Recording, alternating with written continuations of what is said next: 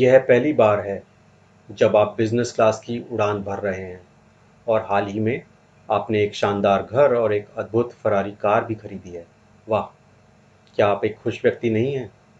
वास्तव में, आप वास्तव में महान महसूस करते हैं और जैसा कि कहा जाता है कि अब आप चैन से इस दुनिया को छोड़ सकते हैं। आप इतने लंबे समय से इन लक्ष्यों का पीछा कर रहे थे इसी दिन के लिए ही ना?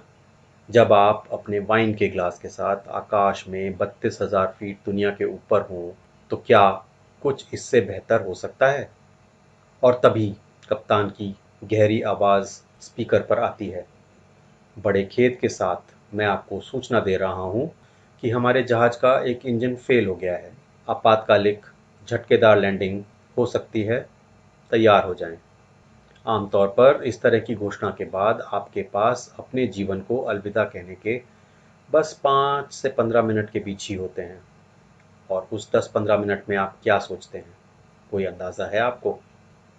बहरहाल, हमने एक अध्ययन किया और पाया कि विमान दुर्घटना में जीवित बचे लोग क्या सोच रहे होते हैं इस तरह की सूचना के बाद।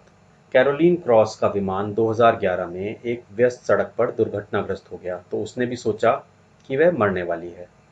15 जनवरी 2009 को रिक एलियास ने यूएस एयरवेज की फ़्लाइट 1549 से न्यूयॉर्क शहर से शार्लोट, नॉर्थ कैरोलिना के लिए अपना सफ़र शुरू किया। ज़मीन से हवा में पहुंचते ही विमान से कुछ चिड़ियों का झुंड टकरा गया और विमान के दोनों इंजनों को बहुत नुकसान पहुंचा। पायलट दुर्घटना को असंभव बनाने की पूरी कोशिश के बाद चालक दल और यात्रियों से सिर्फ इतना ही कह पाया कि विमान गिरने वाला है, तैयार हूँ। 2016 में जब कोलंबिया के पहाड़ों में लामिया एयरलाइंस की फ़्लाइट 2933 के 71 लोग मारे गए, तब केवल 6 लोग बचे जिनमें विमान दल के मेंबर एरविन टूरी भी थे। एनेट हॉपकिंस 31 साल की थीं जब उनकी वियतनाम एयरलाइंस की फ़्लाइट 474 1992 में एक पेड़ से टकराकर दुर्घटनाग्रस्त हो गई। वह एकमात्र ऐसी महिला थीं जो बच गईं। फ्रांसीसी 14 वर्षीय भैया बाकरी 2009 में यमनिया फ़्लाइट 626 दुर्घटना में 153 लोगों में से जीवित रहने वाली एकमात्र व्यक्ति थीं। जब इन सबको पता लगा कि वो मरने वाले हैं, तो वो कौन सी चीज़ रही होगी जो उनके दिमाग में कौंधी? Ferrari car? नहीं। बंगला? नहीं। और निश्चित रूप से विमान की आलीशान बिजनेस क्लास भी नहीं। क्योंकि यह बात भी पक्की है कि विमान ने इस बात की तो परवाह की नहीं थी कि बिजनेस क्लास में कौन-कौन है। ख्याल उन सब बचे हुए लोगों के एक जैसे थे और वो सभी विचार थे जिनसे इस सवाल का जवाब मिल सके कि उनके जीवन में वास्तव में सबसे महत्वपूर्ण था क्या। जो चीज़ें उन्होंने नहीं की, मित्रों के साथ जो यात्रा उन्होंने नहीं की, अपने पसंद के वो शौक जो पूरे न कर सके क्योंकि एक उबाऊ नौकरी ने वक्त ही नहीं दिया। विश्व दौरे पर न जा सके, फिल्म स्टार जैसे पीले रंग की पतलून जो न पहन सके। और उन सभी के दिमाग में बस एक ही बात थी कि काश एक और मौका मिल जाए। जिन भावनाओं को व्यक्त न कर पाए, अपनी माँ से, अपने पिताजी, अपने दोस्तों, अपने जीवन साथी, अपने बच्चों से कह ना पाए कि वह उनसे कितना प्यार करते हैं, उन्हें ज़्यादा बार गले न लगा पाए, उनके साथ और अधिक समय ना बिता पाए। और काश अपने उन प्रियजनों को एक और बार, एक अंतिम बार देख पाते। अपने खुद के साथ जो समय ना बिता पाए, अफ़सोस कि अपने स्वयं के आगे वस्तुओं और व्यावसायिक गतिविधियों को प्राथमिकता देते रहे। उन सभी ने महसूस किया कि उन्हें काम करने में कम और अपने शौक और आराम की गतिविधियों और खुद की देखभाल में शायद ज़्यादा ध्यान देना चाहिए था। अब वो पेंटिंग बनाने का, वो स्पेशल हेयर स्टाइल बनवाने का मौका भी नहीं मिलेगा। चीज़ों को स्थगित करते-करते हमें एक आदत पड़ जाती है और हम कहते हैं, ओह!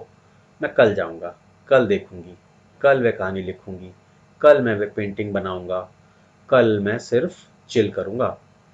परंतु पता नहीं क्यों, कल असंभव लगने लगता है। कहते हैं ना, काल करे सो आज कर, पल में प्रलय होएगी। तो क्यों ना आज ही वह काम निपटा दें, क्योंकि फिर वही बात, कल हो ना हो। और संतोष कितना अधिक मिलेगा। इन सभी लोगों को याद आया कि बहुत नकारात्मक भी रहे। वे कितनी दफ़ा बिना बात असभ्य और अभद्र तरीके से पेश आए थे। तो इनमें से कुछ ने महसूस किया कि दूसरों के साथ बदतमीजी और अशिष्ट होने के उनके अपने कर्मों का फल ही वाकई उन्हें वापस मिल रहा है।